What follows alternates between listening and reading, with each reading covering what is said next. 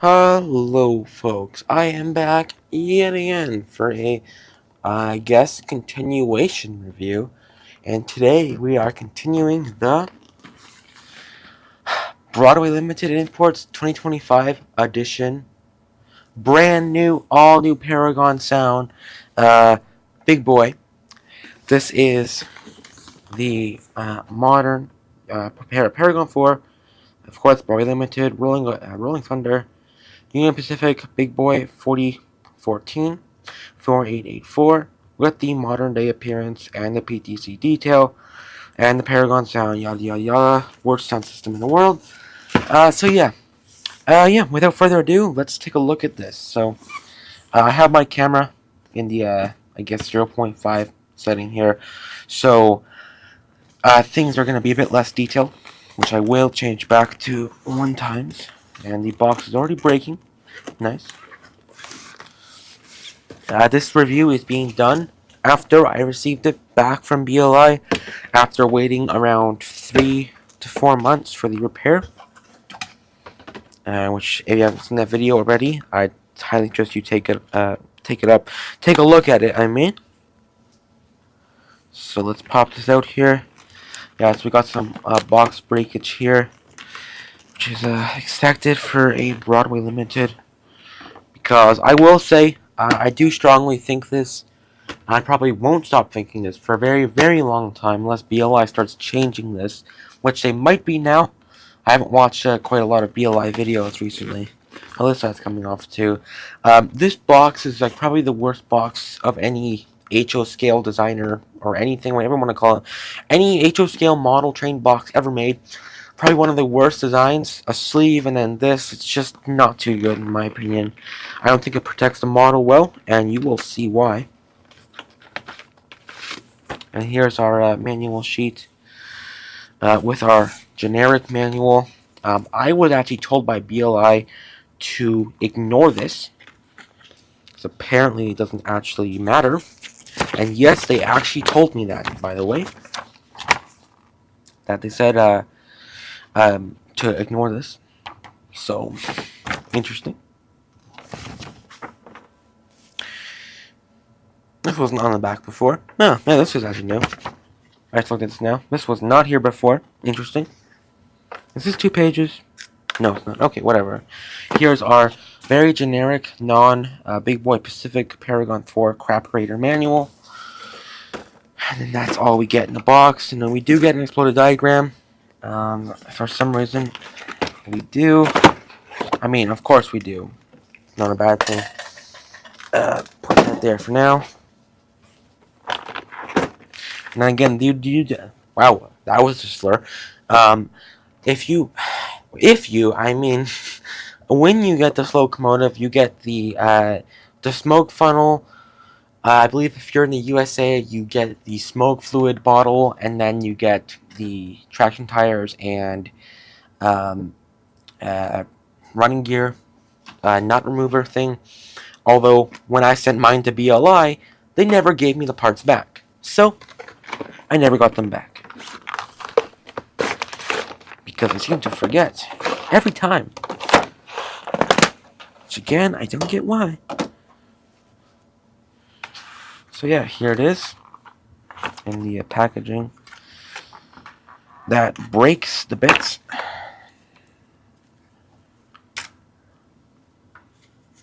Alright, don't want ripples on the floor. Move this away over here. And take this one away as well. But you can stay.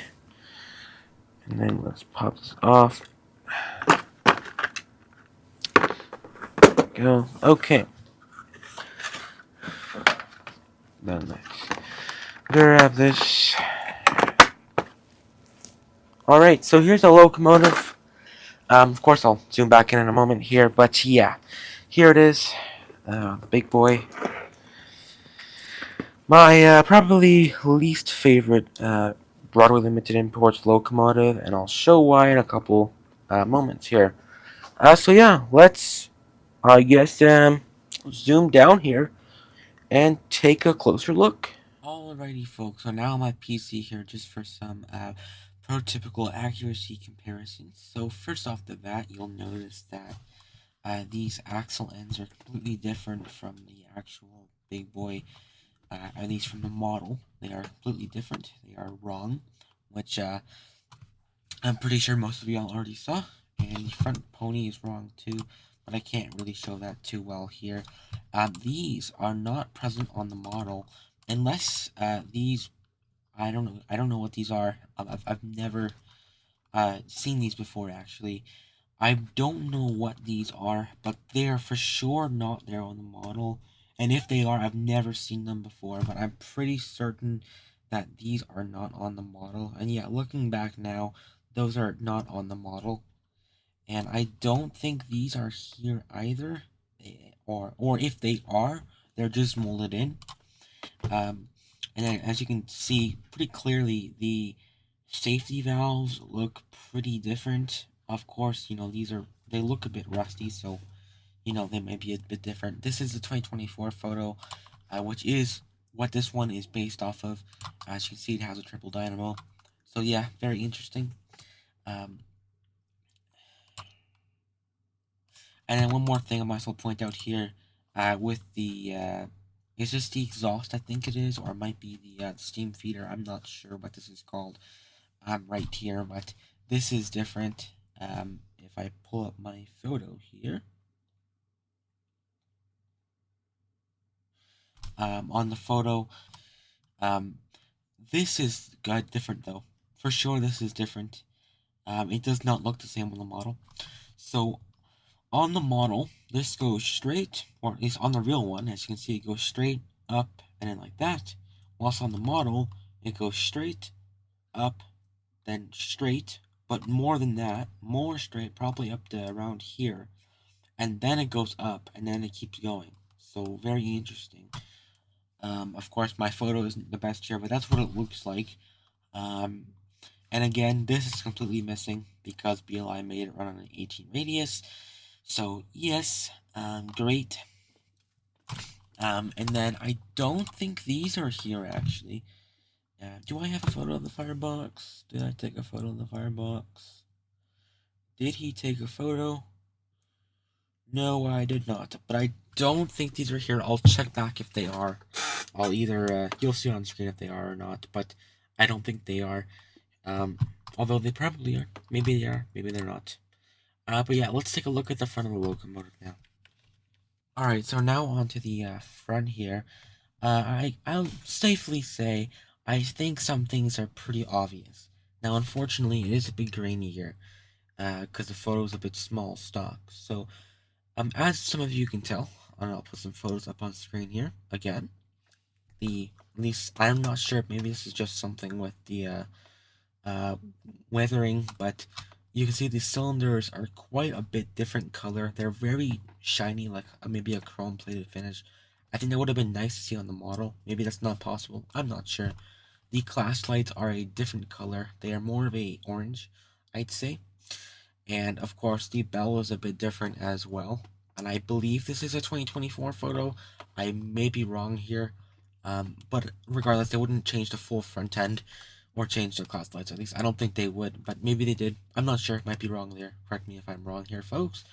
But then again, here the biggest thing, in my opinion, see if you can tell, which is right here. This front pilot is completely different. On all the photos I've looked, even 2025 photos, this is just the best photo I could find. This is not like how it is on the model. It's not like a great cow catcher. The coupler is actually like a lot different looking, if that makes sense.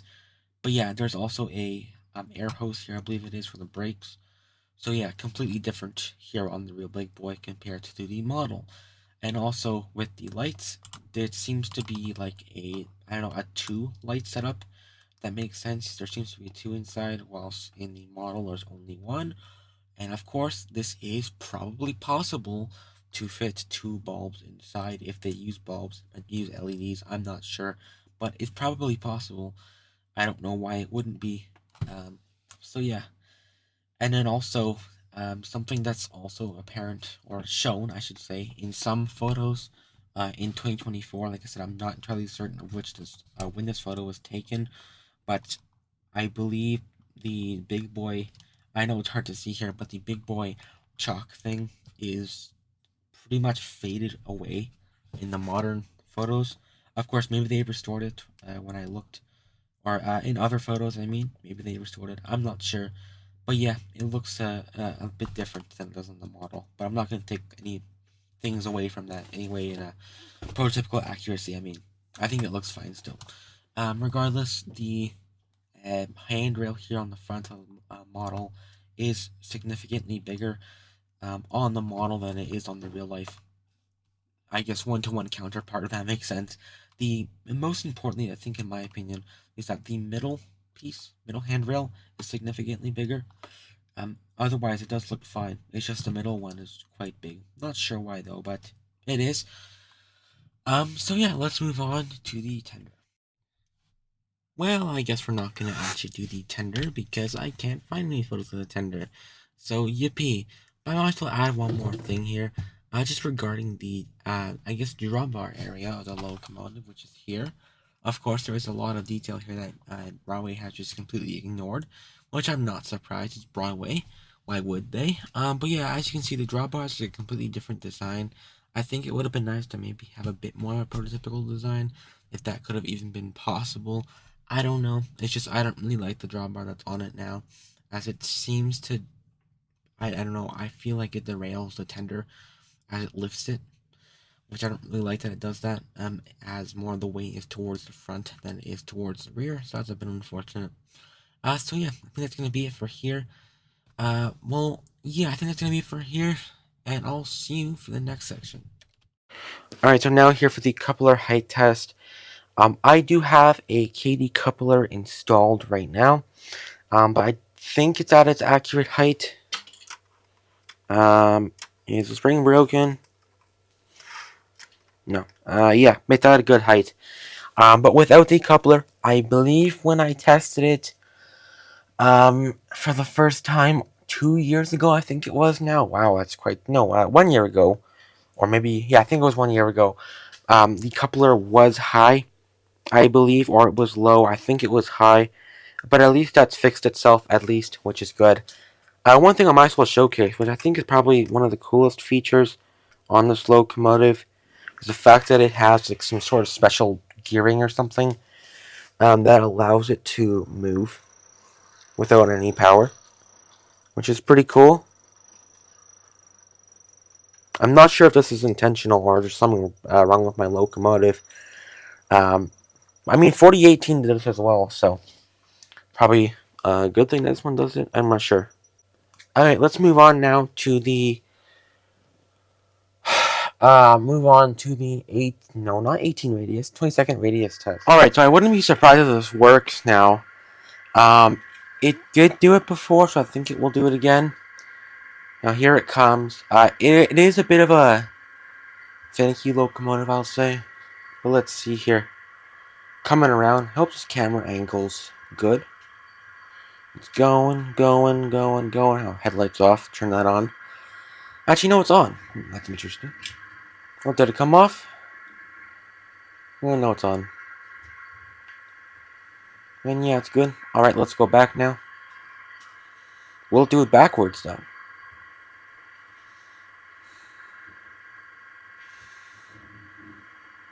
It's making a lot of weird noise. It's not happy.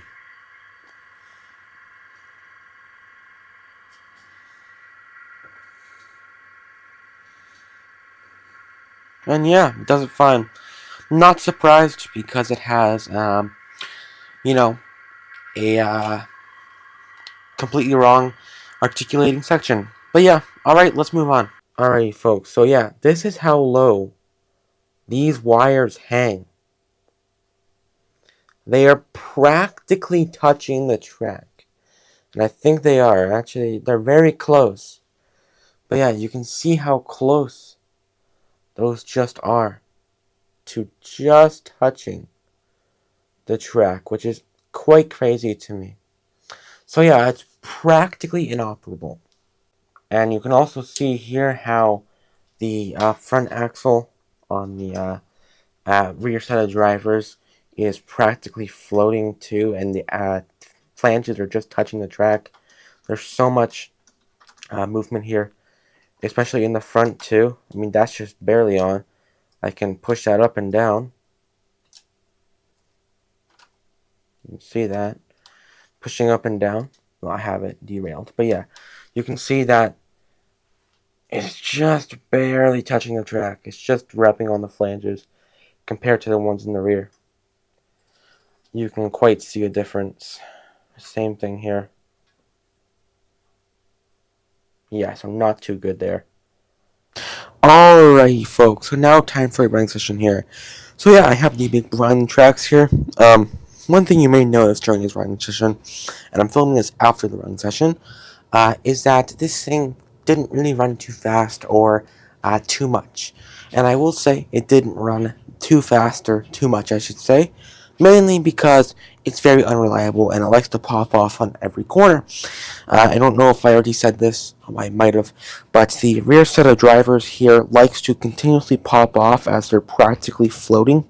As you can see, I can push it on and off that easily without even really putting any pressure, so it derails itself quite a bit.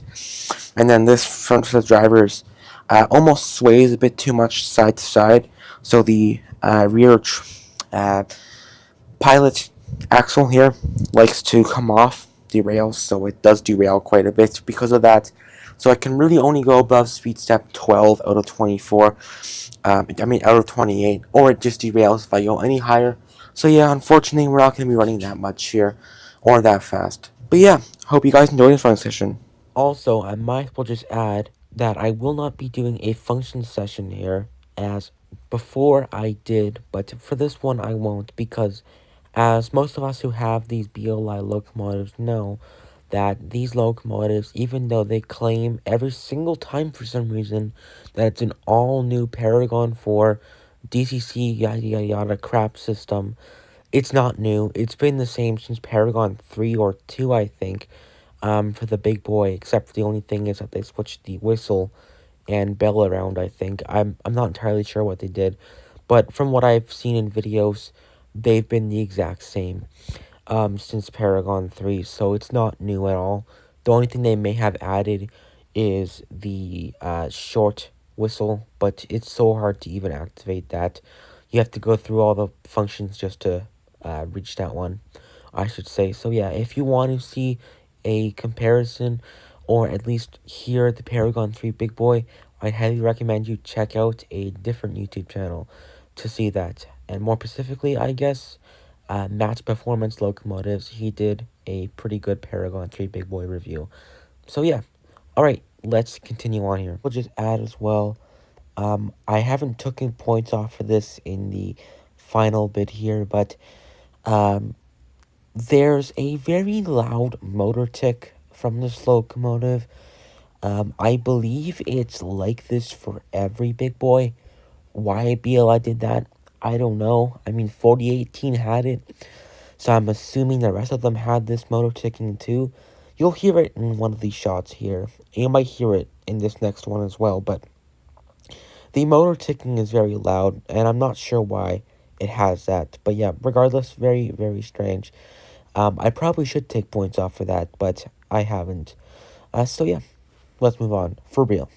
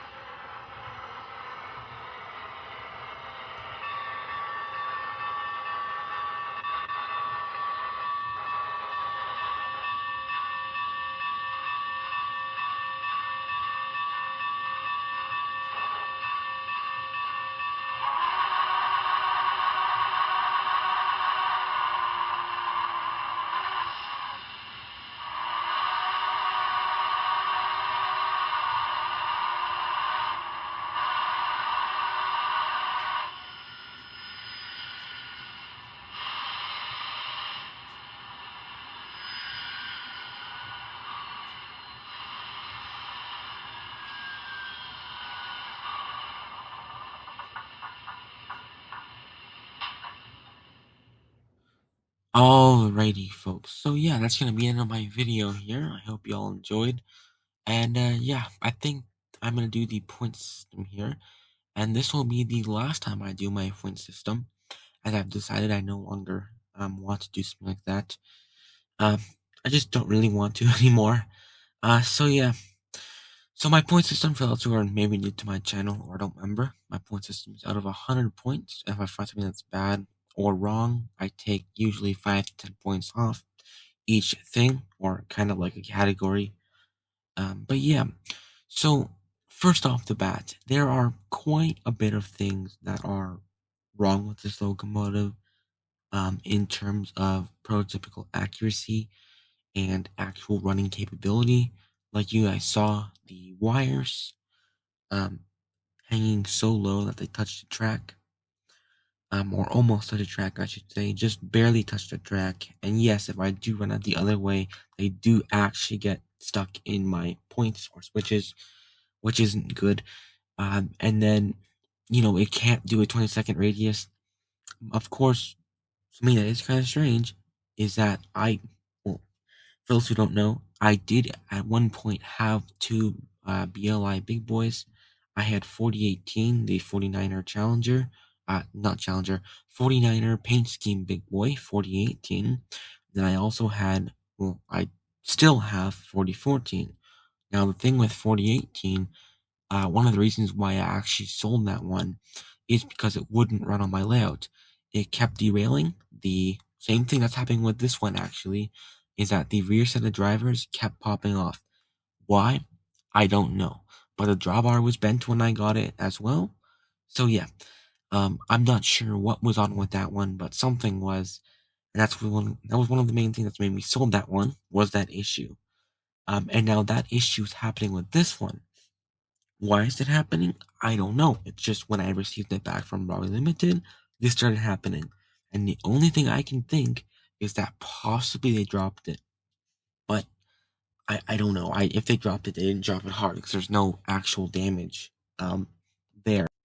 Who post editing Cedric here, actually it is more possible that BLI could have dropped it, because I forgot to mention in this video that when I received it from BLI, which I will link the video in my description, when I received it back from BLI, the PTC antenna was broken off like it was dropped, and so was one of the handrails on the tender.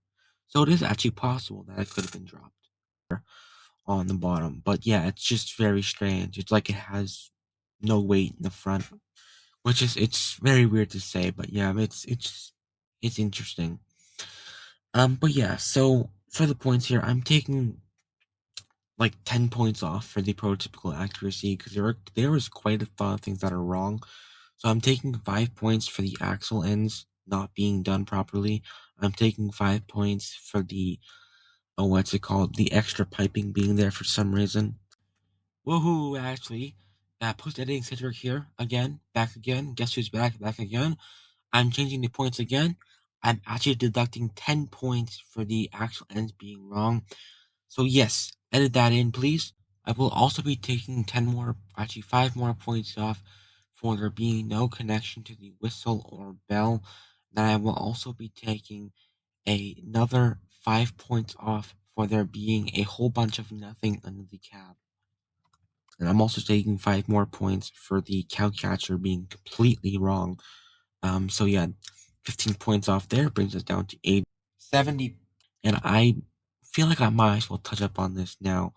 Does this locomotive really need traction tires? Now, don't get me wrong here. Traction tires aren't always a bad thing.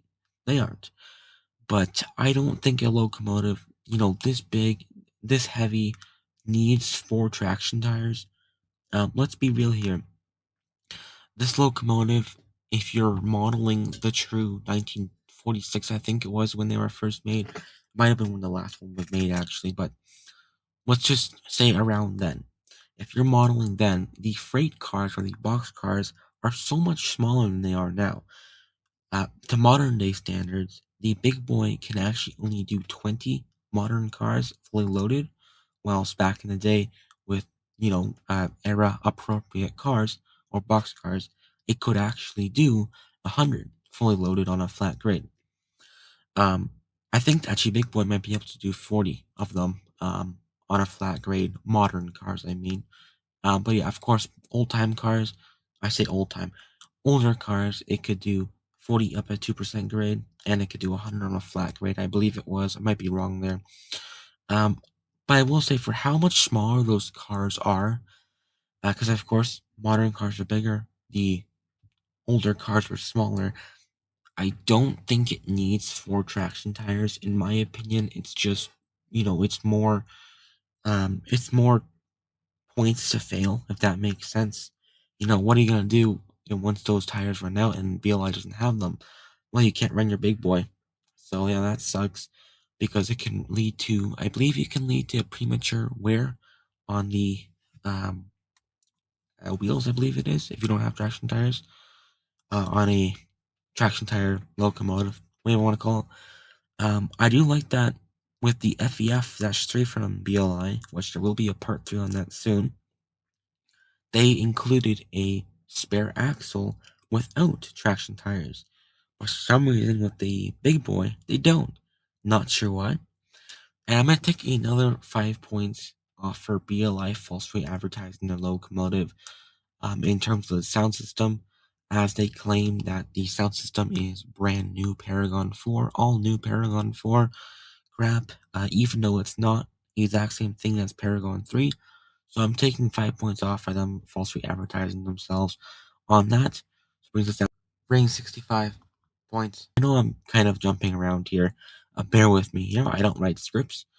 But yeah, I think that's really gonna be it. Yeah, one more thing. 5 more points off for the fact that the headlight isn't done correctly. So it brings us down to 75.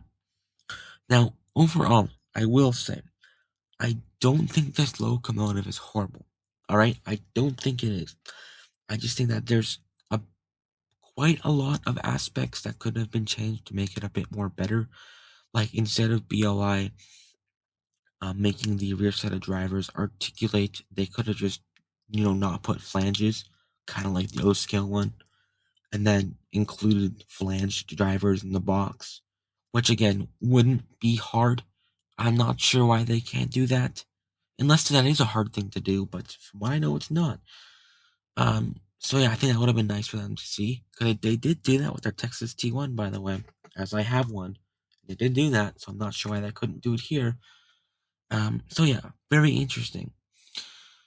But yeah, I think it would have looked a lot better if it had that, and of course, if it had more detail on the underside as well, I think it would have looked better too. But yeah, besides that, I think it's a great looking locomotive.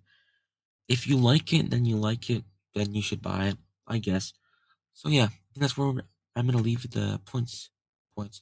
Yeah, that's where I'm gonna leave the points today at 60 points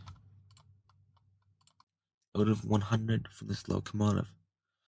I realized I never answered myself, so let's answer myself now.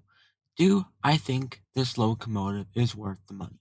So, for what I paid for it, 680 US dollars, which is roughly around 900 Canadian, is a bit too much in my opinion for what you get here.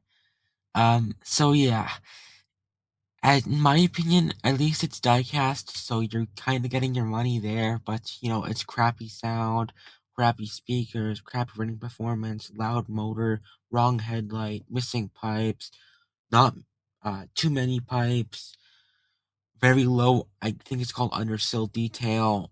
I just don't think it's worth $680. I think maybe 550 would have been more important. So do I like it?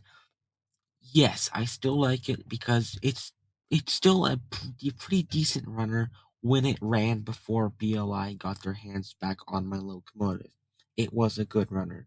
So yes, in terms, I do like it before I gave it back to them, and they gave it back to me. So yeah, all right, let's go back to myself that was speaking previously. But yes, I do like this locomotive, and I do think if you want it, you should buy it. But yeah, I would think the Athearn one might be a bit better. Alright, let's go back to my previous self. And heck, maybe I might eventually get an Athearn Big Boy. But alright folks, I hope y'all enjoyed this video. this review probably took around um how long has it been? Like 3 months to no, yeah, more than 3 months, like 5 months to film, because I was gonna do it before I sent my locomotive into BLI for repair. And I sent it in for repair because the smoke unit died on me again and it leaked all over my layout and ruined it. Luckily, I have recovered from it and I have fixed my layouts, which is good. But yeah, that's why I sent it. They did do their job, which is nice. Which was to clean the smoke fluid because the smoke unit leaked and ended up ruining my track for quite some time. But I was able to fix that, and it did also ruin the traction tires, and it did also leak throughout the locomotive, and they did clean that up, which was nice of them to do under warranty. So yeah, alright folks, thank you all so much for watching, and I will hopefully see you on my next one. Thanks for watching folks, and have a good one. Also, if you could you please like and subscribe? It does genuinely help out my channel with the YouTube algorithm and all of that crap. So yeah, thank you all folks so much for watching. I do truly hope you all enjoyed this video and maybe helped you with your choice if you were looking to buy one of these locomotives. Now, I will say again here, do I think you should buy one? Now, I am a bit on the fence to say yes or no, but it really is up to you as you're the one who'll be running it. But in my opinion, if you were to buy the exact same one that I have, I would highly recommend that you go for the DCC ready version so you can put your own decoder inside that won't fry immediately. Alrighty folks, thank you all so much for watching. Please like and subscribe to help the channel grow. Thank you all folks so much for watching, and I will hopefully see you in the next one. Goodbye folks, stay safe.